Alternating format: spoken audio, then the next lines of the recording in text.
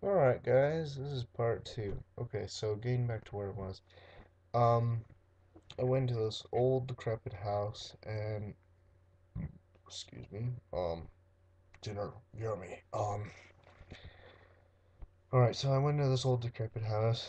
I explained the history in the previous video. If you're watching it for part two, just look at part one. There's so much to be explained, just watch part one and wrap it up from here. Um, I went there and there was like stuff from the previous owners. I didn't even know who was the owners. I just know a little bit of history because I literally talked to this old it's like basically like ghost hunters group, I guess. Um she was my she worked part-time as a barber in addition to doing that. I guess as a hobby or something. Um but yeah, the I went in there and there was stuff all over the counter. I mean, you can tell this place was freak. This place just fucked up. Pardon my language. There's no other way to describe it. It was fucked up. I mean, literally, like, I'll get into descriptions, but you went in there and for me, most people feel cold. And as I'll explain, like, in previous videos, the spirit takes energy from you to sustain itself. For me, I feel it slightly different. I feel it like kind of like a tingling sensation almost. I mean, it's not like a cold sensation. It's like a different, almost sickening feeling. Like I want to throw up. Um, I went near one place that did make me throw up. That's a different story. But I went in here and this place, this place was like, had stuff all over the place. Like blankets well packed. Like you can tell the person was moving out when they grabbed their stuff and left. And then they just left it there. They didn't even go back to the house. I mean, and it'd been there for a while. And it wasn't cheap stuff either. It was like record players, old record players.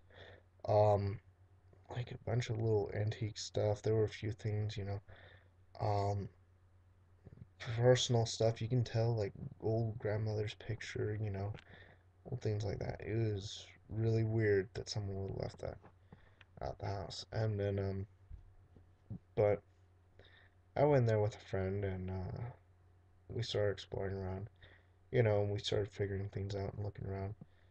And that was pretty interesting. Like, they didn't bug me at first, but you could tell, like, from what I felt, and I feel things, I don't necessarily see things. Um, like some people can I have to utilize the third eye to actually see spirits, and I don't see like auras. I don't see colors. I don't see anything like that. It's just a presence in my sight. And for me, I feel things. I feel things in great detail. I'm not super special with that.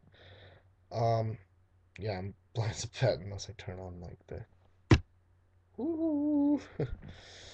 um, but I felt like there was a much different presence. Oh, and while I was going through the house, there was like a bunch of like dead pigeons everywhere, everywhere, and pigeons living up in the rafters. And the weird thing is a lot of them had their heads cut off. I was like, really, really weird. That's how you tell there's something really messed up. But there were multiple presidents besides just the pigeons and stuff. There were a lot more things. Um, so yeah, we went through the house. That was a pretty good experience. We went into one room with this pigeon that had been sitting there, and when corpses decay and things, it was mostly untouched, but like it kind of looked like it was stuck to the floor. I mean, you could tell it was pretty much stuck to the floor. It would take a spatula to get off the floor. Um, he came back and into the same room. We were looking around and off to the other side of the house, and we saw it, and it had been flipped up outside like this. Well, every time I went back into that room, it was always in a different position. Really, really weird. Um, so went back in there, like one more time just because, and then I went back with a candle. and I said, any spirit that wishes to leave. And there was an arch in the house towards the, it was one of the side front doors. One of the ones that the slaves would have gone through. Not to be racist, guys. That's actually what the door was designed for. And it led into the kitchen. Um, but yeah, I went through and I walked through the entire house. And you could tell that whatever the nasty thing was following me around. But then all the little spirits, I said, follow this candle, and we'll light you away, and we'll let you leave if you so choose. And I never make an ultimatum with spirits. And you never really should. Uh, to make an ultimatum, you leave or this happens. I gave him the option. Okay, if you want to leave, leave. He doesn't have control over you now. I'm giving you the opportunity to leave. So I did that, and a lot of them left. Like, oh, another creepy experience. First time I went through the house, there was this old, like wheelchair, and like I caught my eye. I swear there was an old lady sitting there, and I could still kind of feel that she was sitting there, and I had nod my head, and it was like the wheelchair tipped back a little bit. It was a response. It was for me at that point in time because there was so much stuff going on. It didn't bug me.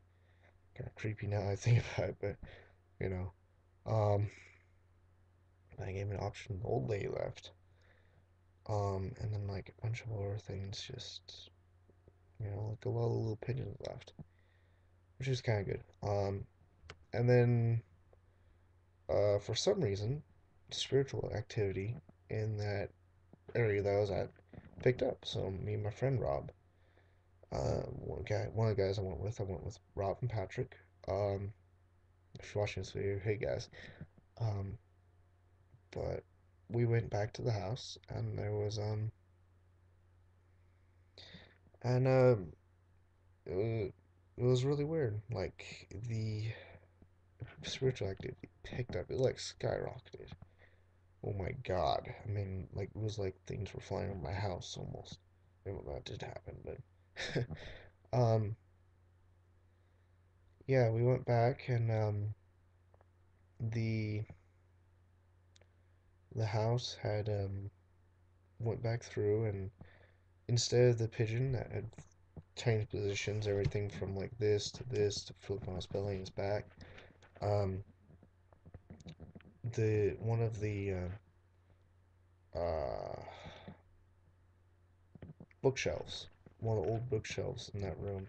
That was the only thing that was in the room was the pigeon and the bookshelf. And the bookshelf, literally, we heard a crash upstairs. Went upstairs, and the bookshelf had fallen over when we went through. I mean, whatever it was pissed at me. Um, we were still walking through the house a little bit. I felt pretty confident myself.